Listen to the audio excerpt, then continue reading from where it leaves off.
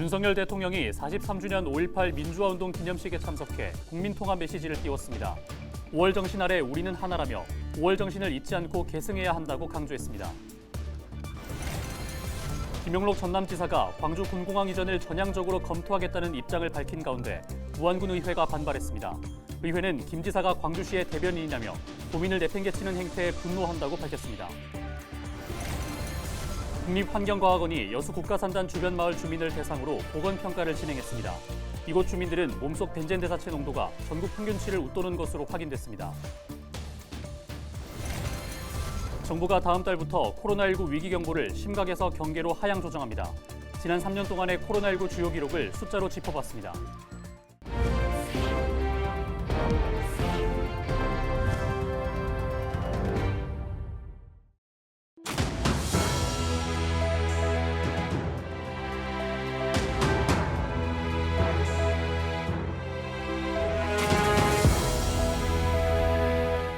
시청자 여러분 안녕하십니까? 헬로티비 전남뉴스입니다.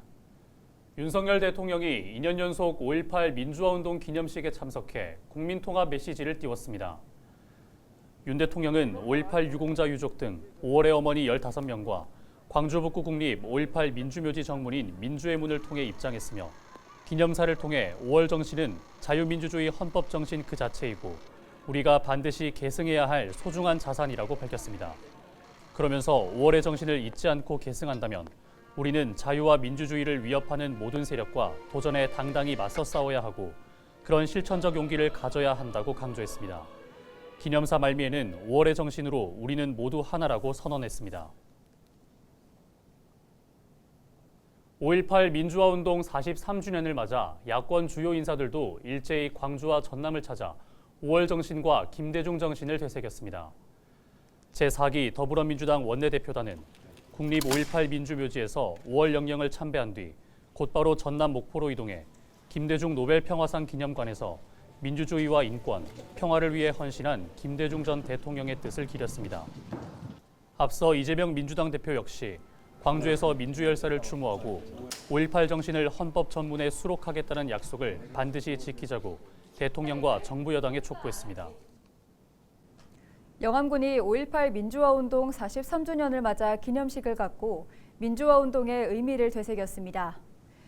영암군은 지난 17일 군청 앞 광장에서 기념식을 갖고 추모시 낭독과 영암 항쟁사 소개에 이어 상황극 공연을 주민들과 함께 관람하며 5월의 정신을 마음에 새기고 희생자를 추모했습니다. 무안군의회가 광주 군공항과 민간공항 모두 대승적인 차원에서 무안군이 수용해야 한다고 언급한 김용록 전남도지사의 발언에 반발하고 나섰습니다. 무안군의회는 18일 성명을 내고 전남도민의 안전과 행복 추구권을 보장해야 할 도지사가 마치 광주시의 대변인처럼 광주 시민만을 위하고 전남도민을 내팽개치는 행태에 분노를 넘어 애통함과 상실감을 금치 못하겠다며 아쉬움을 표출했습니다. 그러면서 광주시의 민간공항 이전 약속은 파기하고 군공항 이전은 수용하겠다는 담화문을 발표한 뒤 큰절을 올리는 행위는 과연 누구를 향한 것인지 되묻지 않을 수 없다며 즉각 사죄하라고 촉구했습니다. 목포시가 시내버스 노선 개편과 관련해 주민들의 의견을 수렴하기로 했습니다. 목포시는 19일부터 24일까지 각 권역별로 시내버스 노선 개편 주민 설명회를 갖고 전면 또는 부분 개편에 대한 계획을 시민들에게 안내한 뒤 다양한 의견을 듣기로 했습니다. 이번 노선 개편안은 지난 2015년 이후 8년 만에 진행되는 것으로 출퇴근과 통학 민원 등 이용자 불편 사항, 교통 빅데이터 분석, 운수 종사자 의견 등 다양한 의견이 반영됐습니다. 목포시는 주민 설명회를 거쳐 다음 달까지 최저간을 도출한 뒤 준공영제나 공영제 용역 결과를 종합해 운영 방안을 구축할 계획입니다. 일상에서 대기를 오염시키는 물질에는 중금속과 벤젠, 이산화황 등이 있습니다. 그런데 최근 국립환경과학원이 조사한 결과 전남 동북권 산단 주변 주민들의 벤젠 대사체 농도가 전국 평균치를 웃도는 것으로 나타났습니다. 보도에 송하영 기자입니다. 새까만 철가루가 창틀 사이에 쌓여 있습니다. 물티슈로 닦아보니 까맣게 묻어납니다. 광양제철소와 여수 국가산단이 인접한 여수 온동마을입니다. 마을 주민들은 수시로 쌓이는 검은 철가루와 병 들어가는 이웃을 보며 답답함을 호소합니다. 주민들은 그동안 주변 산단의 공해로 인해 일부 주민이 암과 희귀 질환을 앓게 됐다고 주장합니다. 엄청 많죠. 그러니까 그때 당시 30대 되는 젊은 사람들이 지금 50대 돼갖고 거의 다 죽어버렸어, 암으로. 지난해 국립환경과학원이 여수 온동마을을 대상으로 환경보건평가를 실시한 결과 이곳 주민들의 몸속 중금속 수치가 전국 단위 조사보다 2배 이상 높은 것으로 나타났습니다. 지난 16일 발표된 9개 산단 주변 주민 환경 영향평가 결과도 이와 마찬가지.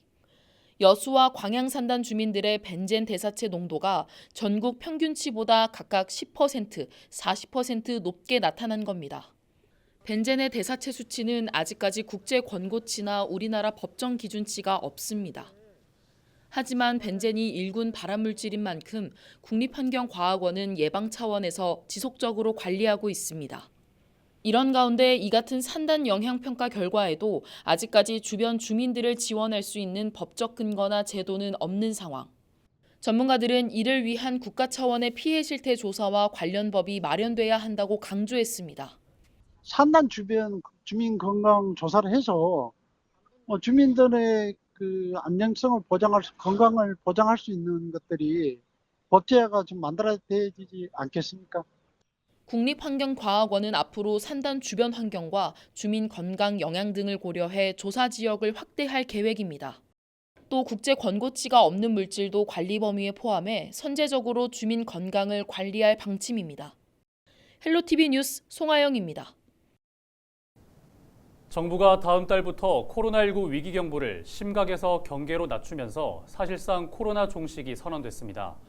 확진자 격리 등 남은 방역 조치도 완화됐습니다. 전남의 코로나19와 관련된 지난 3년간의 주요 기록을 숫자로 짚어봅니다. 보도에 김신혜 기자입니다.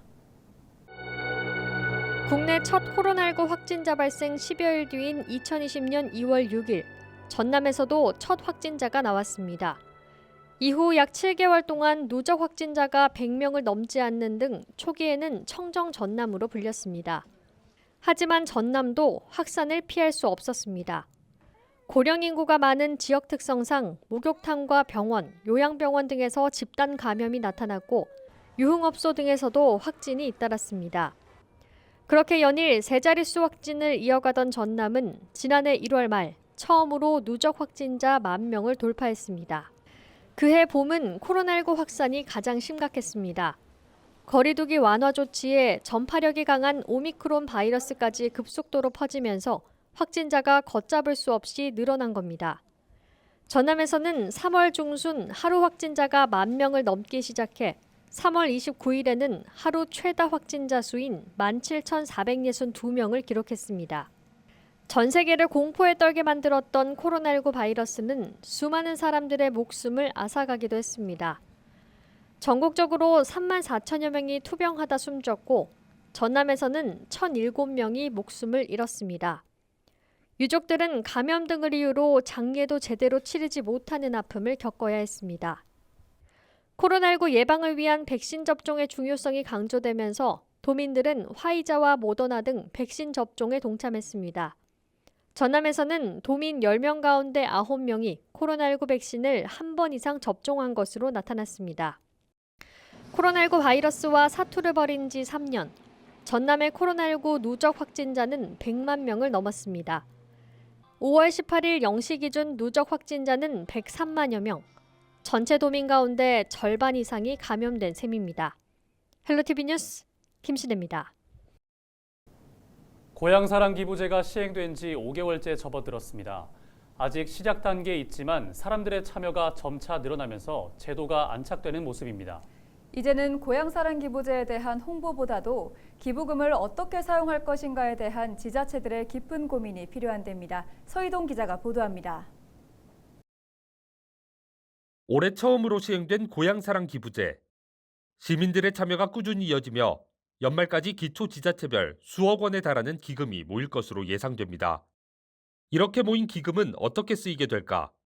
고향사랑 기부금법에는 기부금을 사회적 취약계층의 지원과 청소년의 육성 보호, 지역 주민의 문화예술 복원 등에 증진, 지역 공동체 활성화 지원 등에 사용하라고 명시돼 있습니다. 따라서 지자체별로 지역 특성에 맞는 효율적인 사용 방안을 마련해야 합니다. 제주시는 고향사랑 기부금 1억 원을 투입해 해안 쓰레기 줍기 프로젝트를 1호 사업으로 진행하겠다는 안을 내놨습니다. 하지만 대부분의 지자체는 아직 명확한 안을 내놓기보다 사용처 발굴에 집중하는 모습입니다. 경북 안동시와 강원도 횡성군 등은 고향사랑 기부금의 사용 방안을 묻는 아이디어 공모전을 열었습니다. 기금 사용에 지역민들의 의사가 가장 중요하다고 생각한 겁니다. 안동시에서는 고향사랑 기금을 효율적으로 사용하기 위해 시민들로부터 의견을 공모를 했습니다. 시민들의 의견을 각 분야별로 정립 및 검토를 하고 있고 앞으로도 좋은 의견이 있으면 반영해 나갈 계획입니다. 올해 기부금을 사용하지 않겠다고 밝힌 지자체도 있습니다. 지금까지 모인 기금만으로는 효과적인 지역 활성화 사업을 펼치기에 부족하다고 판단했기 때문입니다. 영주시에서는 많은 분들이 기부한 소중한 기부금을 2, 3년 정도 모금한 후에 일정한 금액이 적립되면 기부자들도 공감하고 시민들에게 실질적인 도움이 될 수 있는 사업 분야에 신중하게 투입할 방침입니다. 많은 돈을 모으는 것도 필요하지만 지역의 특성에 맞는 효율적인 기금 사용이 더욱 중요한 과제인 만큼 고향사랑 기부금 사용에 대한 각 지자체의 국리는 당분간 계속될 것으로 보입니다.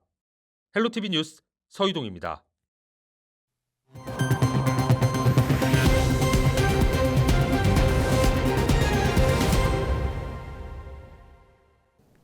신안군이 인권 사각지대 문제를 해소하기 위해 구체적인 계획을 세웠습니다. 신안군은 인권보장과 증진 5개년 기본계획을 수립하고 오는 2027년까지 인권제도 기반 마련과 교육 강화, 상담과 구제체계 구축, 생활 속 인권문화 확산 등 5대 핵심 과제와 19개의 세부 추진 과제를 적극 추진하기로 했습니다. 신안군은 인권 기본 계획이 단순히 계획에 그치지 않고 세부 실행 계획이 제대로 추진될 수 있도록 노력하겠다고 밝혔습니다. 전라남도가 도심 항공교통을 조기에 상용화하기 위해 연구 용역을 추진합니다. 전남형 도심 항공교통 항로 개설 연구 용역은 내년 4월까지 1년 동안 이뤄질 예정입니다. 이 용역은 여수와 고흥, 신안 지역을 대상으로 도심 항공교통 항로 개설과 수직 이착륙 비행장 최적기 분석, 중대형 드론을 활용한 회랑의 적합도 실증을 추진합니다. 전남도는 이번 과제를 통해 도심 항공교통 산업 도입을 위한 안정성을 확보하고 도심 항공교통 상용화 준비 체제에 돌입한다고 밝혔습니다. 목포시가 올해 상반기 코로나19 추가 백신 접종을 시행하고 있습니다. 이번 접종은 면역력이 낮은 12세 이상 또는 접종을 권고받은 일부 65세 이상 어르신을 대상으로 진행됩니다. 사전 예약이나 당일 접종은 15일부터 시작됐고 예약자에 대한 접종은 29일부터 시행됩니다. 최근 전남 여수와 경남 남해를 잇는 해저터널 건설 사업자가 선정되면서 사업 추진에 탄력이 붙었습니다. 여수시는 해저터널 건설 사업 입찰 공모 결과 DLENC가 터널 본선을 비롯해 남해군 북측으로 추가 연결로를 설치하는 설계를 제안해 가장 높은 기술 점수를 받으면서 최종 낙점됐다고 밝혔습니다. 해저터널 건설 사업은 연내 착공될 예정으로 오는 2031년 개통될 전망입니다. 순천대학교가 학생들의 든든한 아침을 책임지는 천원의 아침밥 운영을 시작했습니다. 천원의 아침밥은 학생과 학교, 정부가 각 1,000원씩 분담해 아침 한 끼를 1,000원에 제공하는 사업으로 이병훈 신임 총장의 공약입니다.